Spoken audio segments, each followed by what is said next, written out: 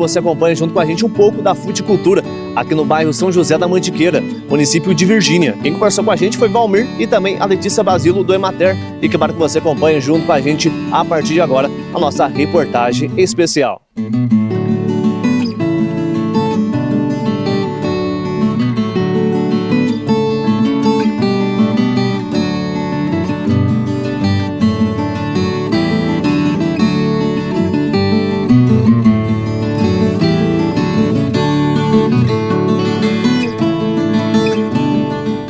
Ô, Letícia, quais são as principais frutas cultivadas aqui na região de Virgínia e quais delas têm o maior potencial de mercado atualmente?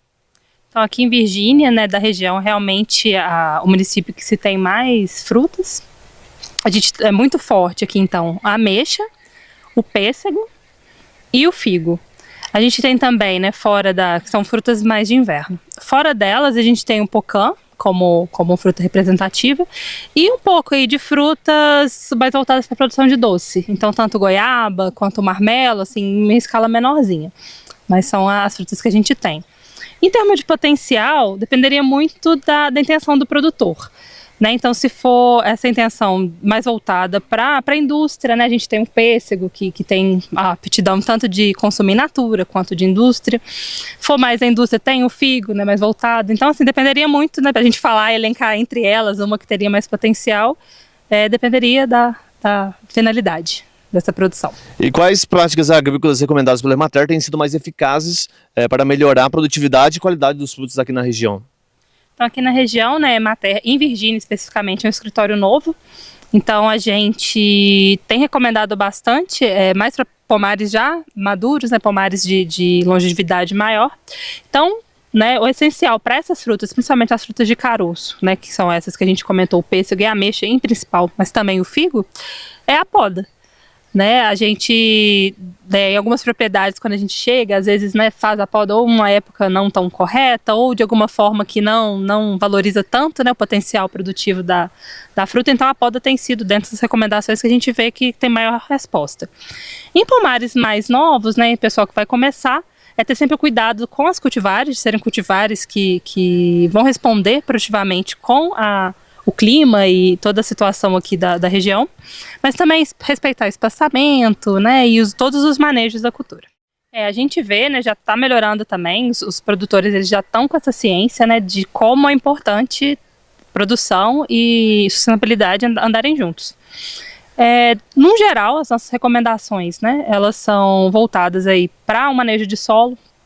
Então, ter o cuidado, né, com o que se coloca dentro do solo, dar prioridade para adubos orgânicos, deixar sempre, né, igual a gente pode observar, o solo com vegetação, né, principalmente aqui, a maioria dessas frutas, elas são cultivadas em terrenos acidentados.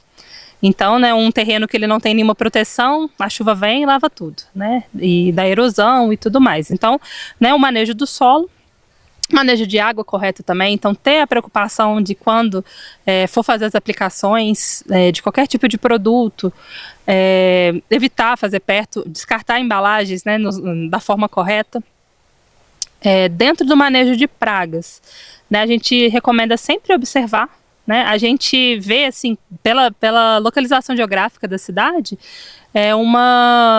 comparada a outros centros produtivos, até uma diminuição da necessidade de quantidade de agroquímicos que são necessários para o tipo de manejo de praga. Então, sempre que possível, né, dentro do terreno, dá prioridade para armadilhas, né, com feromônios, a depender aí da praga. Quando não se tem, né, outra forma, então, priorizar a aplicação seletiva, né, de um agroquímico com menos potencial danoso, tanto para a saúde humana quanto para o meio ambiente, né, dentro do possível. Isso, lógico, né, é amparado aí por algum técnico, né, que saiba, né, recomendar. E, dentre as outras coisas que a gente tem como incentivo, o Estado de Minas ele tem o programa de certificação, né, o Certifica Minas. Até então, o Forte era Certifica Café, mas eles têm aberto outras linhas, dentre elas Certifica Frutas. Então, é uma das coisas que a gente está começando a engatinhar, né? As frutas do município, até então, nenhuma é certificada ainda, então pode ser que a gente consiga aqui, né, a primeira certificação de ameixa, ou de pêssego, ou de figo. né, que segue alguns passos, dentre eles dentro da sustentabilidade, por isso que eu digo que é uma situação que a gente incentiva, né, tanto no Certifica Fruta quanto certifica agroecologia. Então eu vejo, né, questões que a gente faz aqui que auxiliam nesses pontos que você comentou. E o produtor, para ter um acompanhamento e ter também um caderno de campo, principalmente para essa área da fruticultura, como que ele deve recorrer? O produtor, se ele quiser, né, o apoio de algum agrônomo, né, a Emater ele é um órgão de serviço público, né, então é um serviço gratuito. Dentro disso, às vezes ele pode optar pelo acompanhamento de algum setor privado ou ele próprio, né?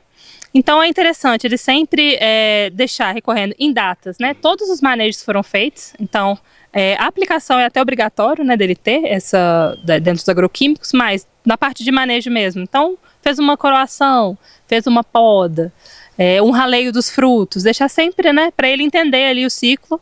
Acaba que com o tempo ele já tem isso tudo na cabeça, né? Mas para quem está começando, principalmente, é interessante. Até para, se tiver alguma dúvida dentro do manejo, né, algum problema que tiver ocorrido aí dentro da safra, entender, recorrer e voltar, né, a tudo que foi feito para poder achar a solução. Quais são os principais desafios que você enfrenta na produção da fruticultura aqui em Virgínia e como você tem lidado com eles? Bom, o principal nosso é a falta de mão de obra. Aqui a gente ainda consegue se virar bem por causa da família numerosa, e dá para dividir bem os trabalhos. A área é pequena, então a gente ainda se vira. Mas tem os produtores que sentem isso mais que a gente. O clima também é um ponto que a gente acaba sofrendo mais, porque tem épocas, principalmente da colheita, que você precisa que o tempo ele dê uma acalmada, não chova tão forte e às vezes não acontece isso e você tem que sair com a mercadoria, você perde um pouco da qualidade dela, mas a gente tenta sempre trabalhar com produto para manter essa qualidade, evitar a entrada de doenças, principalmente fungo no pós-colheita. E outro ponto também tem sido aí praga. A gente está tentando hoje trabalhar de uma maneira mais ecológica, mas tem atrapalhado, a gente acaba tendo que apelar um pouco para o químico, mas sempre na medida certa, sem o excesso. Como a sua produção tem se beneficiado do suporte técnico e das orientações oferecidas pela Emater ou por outras instituições? Bom, a gente tem, principalmente por causa da poda, na primeira visita a gente já correu atrás para acertar, deu certo, né? Até aproximadamente na época da poda, a gente acertou, fez uma poda de rebaixo nos pessegueiros mais velhos, nos novos a gente já foi acertando desde novo, e principalmente no manejo de praga.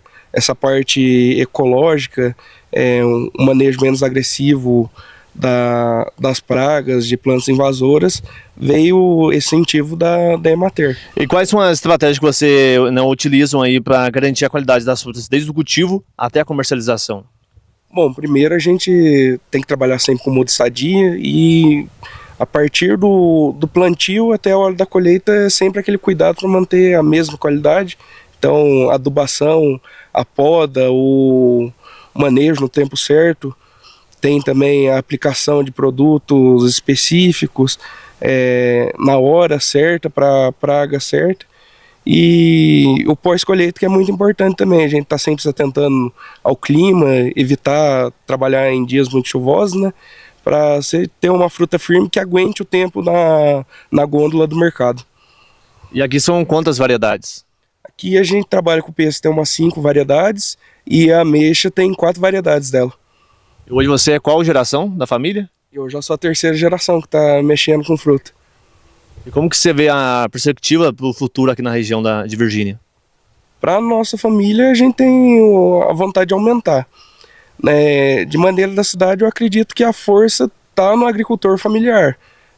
Devido àquela questão que eu falei da falta de mão de obra, talvez alguém que precise de pagar para a pessoa fazer fica mais difícil. Então o apelo fica mais para a agricultura familiar, que tem chance de crescer cada vez mais, hoje com o incentivo da Emater, a informação na palma da mão com o celular também, a perspectiva do crescimento é boa.